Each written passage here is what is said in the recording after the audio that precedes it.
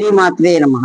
కొబ్బరి పూర్ణాలు, కొబ్బరితో పూర్ణాలు. ఇది ఎలా చేసుకోవాలంటే 2 కప్పులు సన్నగా తరిగిన కొబ్బరి తురుము, 1/2 కప్పు క్యారెట్ వేసుకొని ఒక మందపాటి బాణల్లో ఒక 3/4 కప్పు బెల్లం వేసి 3 కలిపి బాగా ఉడకనివ్వాలి. ఈ బెల్లం అంతా బాగా కరిగి పాకానికి వచ్చి ఈ కొబ్బరి పీల్చుకొని ఉండలు వచ్చేటట్టుగా ఇలా ఉండలు వచ్చే టైంకి తీసి దాన్ని స్టవ్ ఆఫ్ చేసి ఒక వేరే పాత్రలో పెట్టుకొని చల్లారనివ్వాలి.